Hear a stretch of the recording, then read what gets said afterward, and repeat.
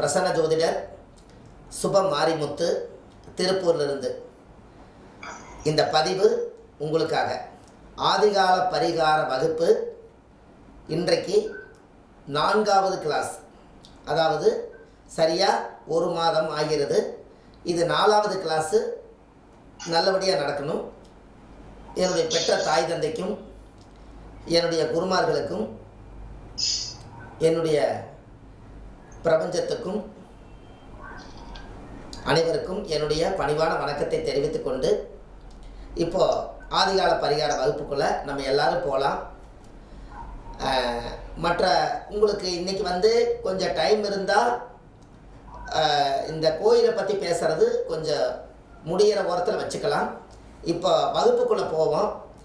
நல்லபடியாக வகுப்பை எடுத்துகிட்டு நல்லபடியாக சிறப்பாக செய்யும். இன்றைக்கு வெற்றிகரமாக ஒரு ஆதிகால பரிகாரம் இந்த ஒரு புத்தகமாக எல்லாத்துக்கும் கிடைச்ச உடனே அவங்களுக்கு ஒரு பெரிய ஒரு குழந்தை கிடைச்ச மாதிரி ஒரு பெரிய சந்தோஷம். இதில் என்னென்னு கேட்டிங்கன்னா, காசு பணம் சம்பாதிக்கிறதெல்லாம் 2வது பட்சமாக வச்சுக்கலாம்.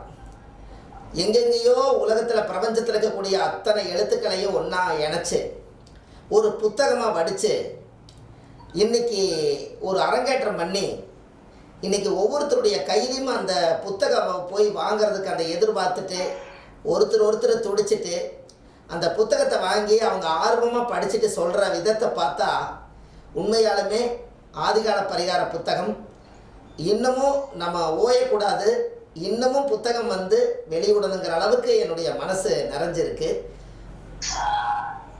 அதனால் அது ரொம்ப மகிழ்ச்சி. இன்றைக்கி அதாவது ஒரு மாநாட்டில் நான் சொன்னேன், புத்தகம் பிறக்கும் புத்தகம் பிறக்குமா அப்படின்னு கேட்டேன். புத்தகம் பிறக்கும், புத்தகம்னா புத்தகம், புத்தகம் பிறக்கும் புத்தரம் பிறக்குமா? புத்தரம்னா குழந்தை. புத்தகம் பிறக்கலாம், புத்தரம் பிறக்குமா அப்படின்னா, நாளைக்கு குழந்தை கன்சீவ் ஆகும்னு நினச்சா 2 பேர்த்துடைய மனம் சம்மதமானால், இருமனம் ஒரு மனமானால் அவங்க குழந்தை பெற்றுக்கலாம். அதனால் புத்தரம் பெற்றுக்கலாம். ஆனால் புத்தகம் பெற்றுக்க முடியாது. அப்போது நம்மளால் முடியாத ஒரு சாதனையை இந்த பூமியில் நாம் பிறந்து வளர்ந்து இந்த பூமியில் எல்லாத்து போல வாழ்ந்தாலும் கூட ஒரு ஜோதிடர் என்பவர் ஒரு தனி சிறப்பான மனிதனாக வாழணும். சிறப்பான சாதனை ஏதாவது நம்ம கையில் எடுத்து செய்யணுங்கிறது ஒரு ஜோதிட பிரபஞ்சத்துக்கு நல்ல எண்ணத்தோடு செய்யும்போது எல்லாம் சொல்கிறத விட உங்கள் உள்ளம் நிறைவாகட்டுங்கிறது தான் மெயின். உங்கள் உள்ளம் நிறைவானா எல்லாம் நிறைவாகும். எல்லாம் நிறைவாகிறதுக்கு முதல்ல உங்களுடைய மனசில் இருக்கக்கூடியது எல்லாமே இந்த உள்ளம் நிறைவாச்சுன்னா, உள்ளம் நிறைவானா எல்லாம் நிறைவாகும். அப்போ எல்லாம் நிறைவாகட்டுன்னு சொல்கிறதுக்கு முன்னாடி இந்த உள்ளத்தில் என்னெல்லாம் நம்ம பாக்கி வச்சுக்கிறோமோ அதையெல்லாம் நிவர்த்தி பண்ணணும். அப்போது இந்த பரிகார புத்தகம் ரொம்ப அற்புதமாக இன்றைக்கி நிறைய டெய்லி கொரியரில் யாரோ கால் பண்ணுறாங்க, பைசா கொடுக்குறாங்க, புத்தகம் போய்கிட்டே இருக்குது. ரொம்ப சந்தோஷமாக இருக்குது. அடுத்தது உடனே அடிக்கணுங்கிற அளவுக்கு அந்த ஒரு மகிழ்ச்சி எனக்கு கிடைச்ச இந்த உலகத்தில் 100 கோடி ரூபாய் எனக்கு நீங்கள் கொடுத்தாலும் எனக்கு சந்தோஷம் இல்லை. நீங்கள் அன்போடு அந்த புத்தகத்தை வாங்கி எனக்கு புத்தகம் கிடச்சிருச்சுங்க ஐயா, நான் படிக்க எனக்கு ரொம்ப விருப்பமாக இருக்குது, ரொம்ப பூரிப்பாக இருக்கிறேன்னு சொல்கிற அந்த வார்த்தை எனக்கு ஒரு அமிர்தமான ரொம்ப மகிழ்ச்சியாக இருக்குது. அதனால் இன்னொரு பிரமிப்பை சொல்கிறேன். அது கடைசியில் உங்களுக்கு அந்த விஷயத்தை சொல்கிறேன். இந்த குழந்தை பிறக்குமா அப்படின்னு நீங்கள் கேட்டீங்க இல்லையா? முதல் 2 விஷயம் நீங்கள் ஞாபகம் வச்சுக்கோங்க. 2 விஷயம் ஞாபகம் வச்சுக்கோங்க. கொஞ்சம் மீட்டில் போட்டுங்க, கொஞ்சம் மீட்டில் போடுங்கம்மா. குழந்தை பிறக்குமானோடனே குழந்தை சத்தம் கேட்குதா இல்லையா? இதான் நிமித்தம், இதான் சகடம். எப்படி? அப்போ அந்த ஆத்மாத்தமா ஒரு உயிர் நம்ம சொல்லும் போது அந்த அலைவரிசை மூலியமா அந்த காதில் உடனே யாருமே கத்தல, அந்த குழந்தை மட்டும் கத்துது. அதை பிரபஞ்ச சக்தி, அதை நம்ம கேட்ச் பண்ணணும். அந்த நேரத்தில் ஒரு குழந்தை பற்றி பேசும்போது ஒரு குழந்தையுடைய குரல் கேட்டால் அப்போ அதுதான் சகடம். அதுக்கு ஒரு உதாரணம் சொல்லிடுறேன். குழந்தை பற்றி சொல்லாததுக்கு முன்னாடி ஒரு விஷயம் சொல்லிடுறேன். யாராவது உங்களுக்கு கல்யாணமே எனக்கு நடக்க மாட்டேங்குதுங்க,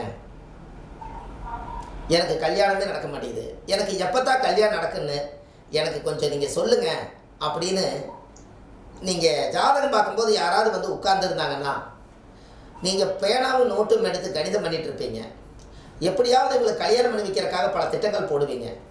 அதுக்கு முன்னாடி ஒரு விஷயத்த சொல்கிறேன். உங்களுடைய வீட்டுக்கு யாராவது உறமுறை வந்து நீங்கள் ஜாதகம் குழந்தை இல்லாதவங்களுக்கு, கல்யாணம் ஆகாதவங்களுக்கு எனக்கு எப்போ கல்யாணம் நடக்குன்னு சொல்லி அவர் குமரி ஜோதிடர்கிட்ட வந்து கேட்கும்போது, யாராவது திருமண பத்திரிகை கொண்டு வந்து எங்களோட கல்யாணத்துக்கு நீங்கள் முக்கியமாக வரணுங்கன்னு யாராவது பத்திரிகை கொண்டு வந்தாங்கன்னா ஜோதிடம் பார்க்க வந்தவருக்கு கல்யாணம் ஆக போகுது என்று பொருள்.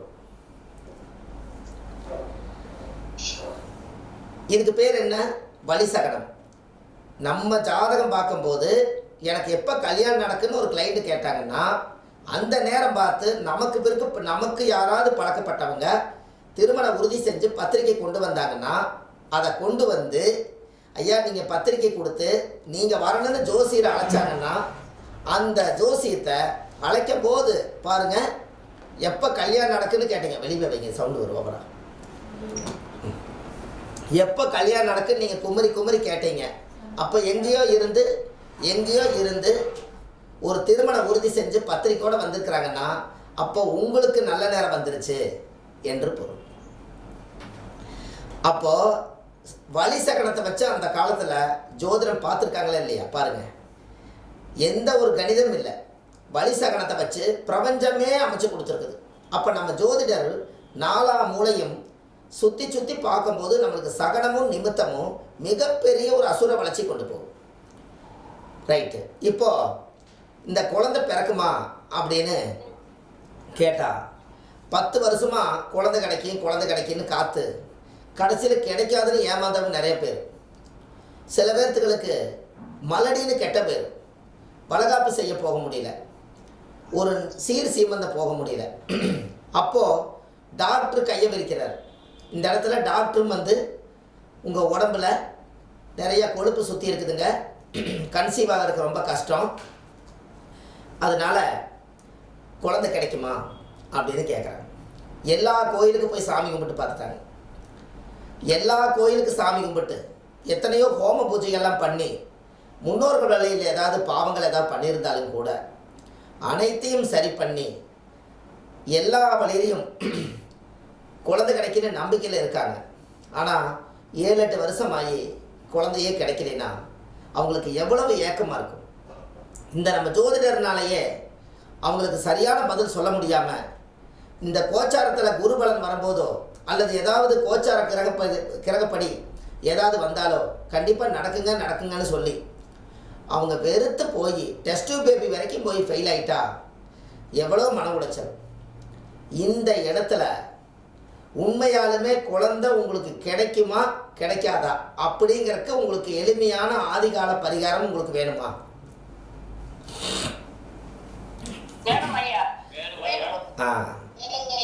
ரைட்டு.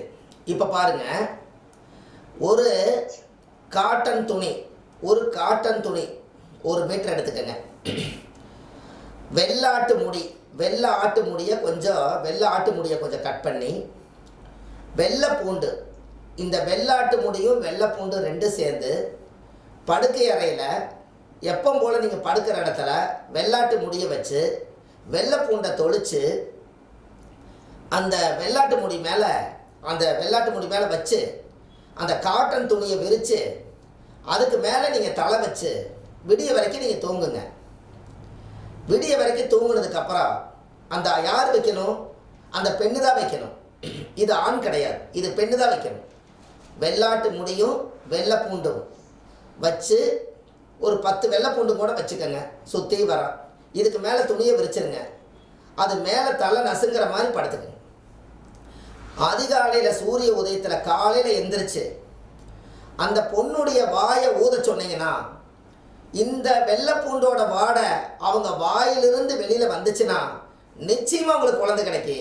அந்த வெள்ளை பூண்டோட வாடை அடிக்கலைன்னா அவங்களுக்கு குழந்தை கிடைக்காது. எப்படி?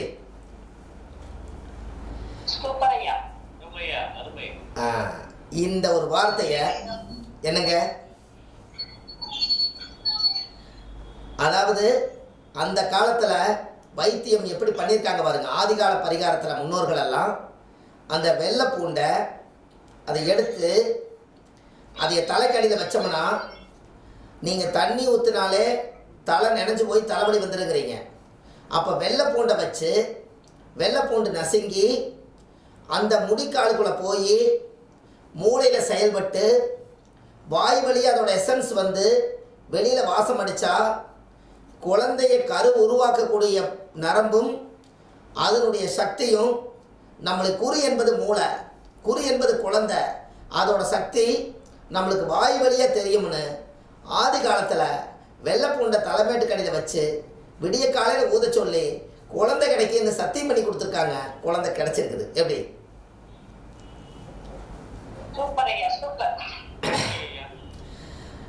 இதை நீங்கள் தெளிவாக 2 நாள் 3 நாள் கூட செக் பண்ணி பார்த்துருங்க. இன்றைக்கி வந்து டெஸ்ட் டியூப் பேபி வரைக்கும் நீங்கள் போகணும்னு நினைக்கிற ஒரு பரிகாரத்துக்கு இந்த மாதிரி ஒரு விஷயத்தை நீங்கள் எடுத்துக்கிட்டிங்கன்னா ரொம்ப அற்புதமாக இருக்கும். இது 3 பேர்த்துக்கு செக் பண்ணி பார்த்துட்டு கருமருந்து உருவாக்கி குழந்தைய வந்து அந்த பச்சளை மூலிகையால் 3 பேர் நம்ம ஆஃபீஸில் வந்து குழந்தை மருந்து குடிச்சிட்டு போனாங்க. அவங்க கன்சீவ் ஆகிட்டாங்க. அது காரணம் என்னென்னா, முதல்ல ஒரு பெண்ணை எந்த வழியிலையும் செக்கப் பண்ண முடியாது. ஏன் இதை சொல்கிறேன்னா, ஆதி காலத்தில் இந்த காதில் வச்சு பார்க்குறது, நெஞ்சில் வச்சு பார்க்குறது இதெல்லாம் எதுவுமே கிடையாது. அந்த காலத்தில் குழந்தை இல்லைன்னா மலடி என்பது பேர். அவங்கள எந்த விசேஷத்துக்கு ஒதுக்கப்பட்டு வச்சுருவாங்க. அந்த காலகட்டங்களில் இந்த வெள்ளை பூண்டு ஒன்று மட்டும்தான், வெள்ளை ஆட்டு முடியும் வெள்ளை பூண்டும் 2 சேர்ந்து தான், 2ஐயும் கொண்டு போய் வச்சா இது மூலியமாவது நம்மளுக்கு கிடைக்குமா கிடைக்காதான்னு ஆதி காலத்தில் செக் பண்ணியிருக்காங்க. அப்போது நம்ம யாராவது குழந்தை இல்லைன்னா நீங்கள் இந்த பரிகாரத்தை செஞ்சு காலையில் வாயை ஊத சொல்லுங்கள். 2 தடவை 3 தடவை ஊத சொல்லுங்கள். பூண்டு வாடை அடிக்குதான்னு பாருங்கள். அடிச்சதுன்னா அவங்களோட வயிற்றுக்குள்ளே குழந்தை பிறக்குங்கிறத அந்த பிரபஞ்ச சக்தி சொல்லுது. அதை நீங்கள் நம்பிக்கையோட ஜாதக ரீதியாக நீங்கள் சொல்லிக்கலாம். அவங்களுக்கு ஜாதகத்தில் 5ஆம் பாவம் கெட்டு போகலைங்க, காலதாமதம் ஆகலாம், குழந்தை கிடைக்கும், கட்டாயமாக முயற்சி பண்ணுங்கன்னு சொல்லுங்கள். அப்படி இல்லைன்னு சொன்னால் இந்த பிரச்சனைக்கு தீர்வு சுத்தமாக வாடகை அடிக்கலைன்னா அவங்களோட மூதாதிகளுடைய பூர்வ ஜென்மத்தினுடைய கர்மவினையினால் மிகப்பெரிய ஒரு பாதிப்புனால அந்த பொண்ணுக்கு குழந்தை இல்லாமல் போயிடும். இதுக்கு தான் அந்த காலத்தில் குழந்தை இல்லைன்னா இதெல்லாம் செஞ்சுருக்காங்க. உங்களுக்கு ஒன்று தெரியுமா? நான் ஒரு பரிகாரம் சொன்னேன். கன்சீவ் ஆகும் குழந்தை இந்த மாதிரி வெள்ளைப்பூடு வச்சு வாய் ஊதி வாடகை அடித்தோடனே நீங்கள் ஒரு பரிகாரம் செய்கிறீங்களான்னு கேட்டேன். எளிமையான பரிகாரமாக சொல்லுங்க ஐயா, பணம் கடைசி இல்லைன்ட்டாங்க. முதல்ல பணம் இல்லைன்னு ஆச்சு. அப்போ முடிஞ்சு போச்சு. ரைட்டு. நான் என்ன சொன்னேன்னா, இந்த நாட்டு கோழி போய் முட்டை வைக்கும் பார்த்துருக்கீங்களா? இந்த நாட்டு கோழி போய் முட்டை வச்சு ஆற்று மணல் எடுத்துகிட்டு வந்து ஒரு பொட்டி கூடையில் வச்சு அந்த பொட்டி கூடையில் வந்து ஒரு 20-22 நாளைக்கு கோழி எங்கெங்கெல்லாம் முட்டை வச்சதோ அதை எல்லாத்தையும் எடுத்து கொண்டு வந்து ஆற்று மணலை வச்சு இந்த குஞ்சட்டா கோழி போய் அது மேலே படுத்து அதோட ஹீட்டில் போய் டெய்லி அதில் உட்காந்து ஒரு 22 நாளுக்கு அப்புறம் அந்த முட்டை உடைஞ்சு குஞ்சு வெளியில் வந்துடும். அதுக்கப்புறம் அந்த முட்டையெல்லாம் எடுத்துகிட்டு அந்த ஆற்று மணல் இருக்கும், அந்த ஆற்று மணலை எடுத்து வியாழக்கிழமை அன்னைக்கு குரு உரையில் ஒரு மஞ்சள் துணியில் ஒரு தலகாணி மாதிரி செஞ்சு 16 வாரம் தலை வச்சு படுத்தாங்கன்னா அவங்க கன்சீவ் ஆகி குழந்தை பிறந்தோம். எப்படி?